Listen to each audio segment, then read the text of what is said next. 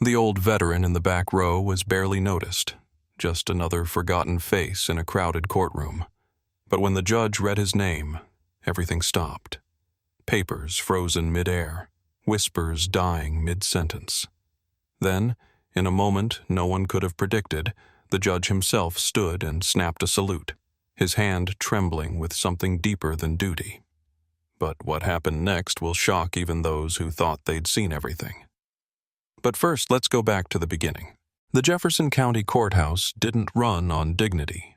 It ran on delay, on echoing footfalls down scuffed linoleum, on overworked clerks tapping keys like they were bailing water with a spoon, on bailiffs whose eyes skimmed faces like grocery aisles. It ran on the forgotten. And no one was more forgotten that morning than the man in the back row.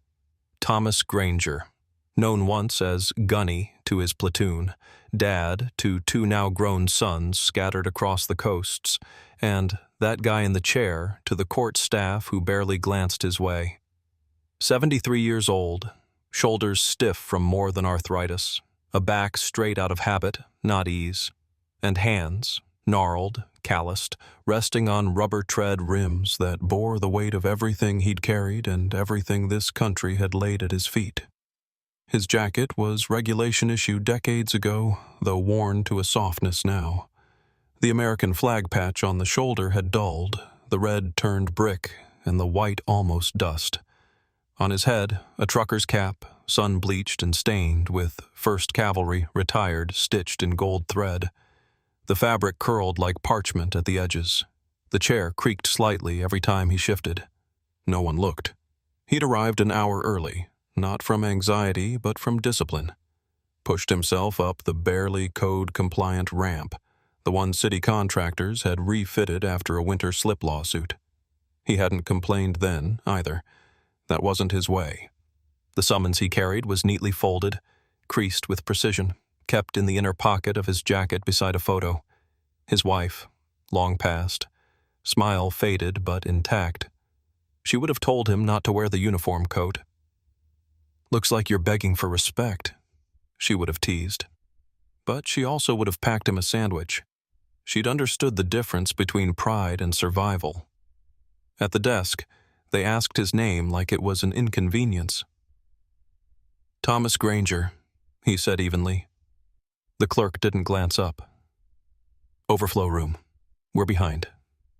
He thanked her. No seat was offered, no accommodation. So he found space at the back, settled the brakes on his chair, and watched as case after case flew by on lips that moved too fast for justice. Speeding tickets, zoning disputes, someone arguing over a fallen mailbox. Tom waited, patient, still, but not passive. Because some men don't fill space with noise. They fill it with presence. And the courtroom hadn't yet realized that the man in the back row was the only one there with a record worth standing for. Judge Raymond L. Hartley entered courtroom 2B like a man stepping into battle, black robes flowing behind him, glasses perched halfway down a nose shaped by stubbornness. He moved with the certainty of someone who had spent a lifetime commanding silence. His bench was his bunker, his gavel a weapon. The gallery hushed, phones tucked away, eyes forward. Even the fluorescent lights overhead seemed to dim, as if respecting the ritual. He sat, flipped open the next case file with a practiced flick of the wrist. Next, Thomas Granger, case 0412B. A beat. Silence stretched, sharp as broken glass underfoot. Hartley stopped mid-sentence. His eyes, quick and clinical, froze on the page. His lips parted, but no words followed. Something had shifted, not in the room, but in him. He stood, not slowly, not dramatically, just deliberately. And for the first time that morning, the courtroom wasn't filled with impatience or bureaucracy or bored attorneys scrolling their phones. It was filled with recognition. "Sergeant Granger?" the judge asked, and his voice, always dry and declarative, bent at the edges, softened. Tom Granger turned his head. "Yes, sir," he said, voice quiet but unwavering. And then, before protocol could catch up, before anyone could rationalize what was happening, Judge Hartley lifted his right hand, elbow bent, fingers precise, and gave the kind of salute that doesn't come from obligation, but from memory, from gratitude, from reverence. The room stopped breathing. The bailiff, mid-sip of coffee, froze with the cup hovering mid-air. A young paralegal stood up as if pulled by gravity in reverse. The gallery shifted, not from confusion, but from something deeper. The primal instinct to stand when someone of quiet greatness enters the room. Hartley lowered his hand, his eyes not blinking. "You saved my unit in Da Nang," he said. "January of '71. I was Private First Class Hartley. You carried my CO on your back half a mile through mortar fire." Tom sat still. The color seemed to drain from his weathered face, not from weakness, but from the sheer weight of memory colliding with the present. He didn't respond with words. He nodded once, and it was enough. For a moment, nothing else existed. No case files, no summonses, no code violations, only two men. One who had led and one who had survived because of it. And in that reverent stillness, the courtroom was no longer a place of delay or disinterest.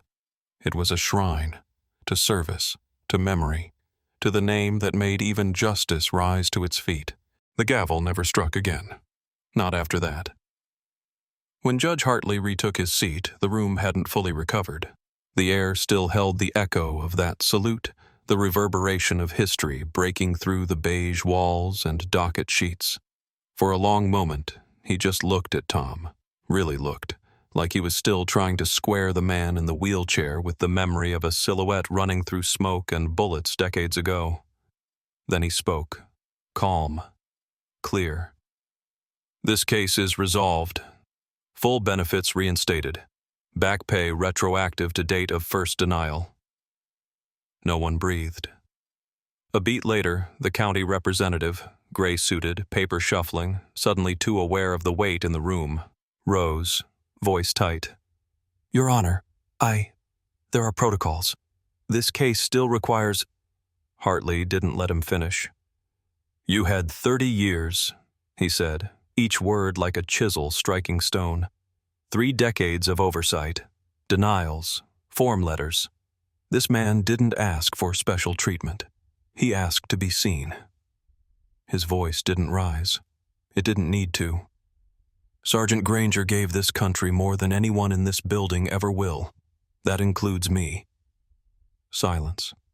Thick and reverent. It wasn't the silence of bureaucracy or boredom. It was the silence of understanding. There was no applause. This wasn't theater. But something deeper passed between those who remained seated and those who didn't realize they'd risen to their feet again, not out of ceremony, out of respect. Tom didn't speak, didn't cry, just gave a short nod toward the bench. His chair squeaked slightly as he turned toward the aisle. The wheels moved slowly over the carpet, humming like a hymn. As he exited the courtroom, the world outside greeted him with a familiar chill. But it felt different now, less like cold, more like clarity. The sky was winter blue, crisp, honest. He rolled toward the parking lot, the weight of unseen eyes still trailing him when he heard it. "Sir." A young man approached, suit too stiff for his frame, military posture not yet dulled by civilian life. The edge of a Marine tattoo peeked from beneath his cuff, inked pride beneath starched cotton. "Thank you," he said, voice catching like something deeper was trying to break through. "For everything." Tom didn't flinch from the praise, just met the young man's gaze with quiet steadiness. "For all of us," the man added, softer now, like it wasn't just about the past, but the future too. Tom nodded. He didn't say a word, because for the first time in a long time, he didn't have to. Tom Granger didn't start wearing a hero's badge after that day. He didn't seek interviews or book signings or handshakes on the courthouse steps. Fame wasn't the point. Recognition wasn't the reason he had shown up alone, with nothing but a folded summons and the dignity life had failed to beat out of him. He simply went home. The house he returned to was the same modest place tucked behind a line of wind-worn maples, paint peeling in places, the porch swing creaking with every shift of spring wind. He didn't repaint it. He didn't renovate. He repaired what needed fixing and let the rest be what it was, honest, unvarnished, lived in. That March, Tom planted tomatoes in the narrow strip of soil beside his porch. His hands, stiff with age, worked the earth the way some men say prayers, quietly, patiently, full of something bigger than language. He replaced the flag on the pole out front, the old one folded respectfully into a triangle and set atop his mantel. No announcement, no ceremony, just a new flag, stitched clean, snapping sharply against the morning air. A week later, he mailed a check to the local VA clinic. It wasn't a fortune, just enough to cover a few appointments, maybe keep the lights on another month. Inside the envelope, he tucked a note written in block letters. For the next guy who slips through the cracks. He signed it simply, T. Granger. Meanwhile, the story he didn't tell traveled without him. It moved through town on the lips of those who had seen the moment unfold. The judge who hadn't smiled in years, retelling it quietly to colleagues over coffee. The clerk, once brisk and forgetful, recounting it in late-night calls to her father who'd worn the same uniform decades earlier. The bailiff, who used to sigh through every docket, now speaking about Tom at family dinners like recalling a ghost who had decided to sit among the living one more time. Change didn't come with parades. It came in small, stubborn ways. Veterans started showing up to their hearings in pressed shirts, shoulders squared against invisible burdens. Their files, once neglected, now carried weight. Judges read their names slower. Clerks leaned forward when they spoke. Even the stale air of courtroom 2B seemed to hold a charge, like it too remembered. Somewhere deep in the courthouse, inside a battered filing cabinet under Tom Granger's case number, a clerk had scrawled something unusual on the internal notes, a phrase almost archaic in its sincerity. Honor recognized. No headlines, no trophies.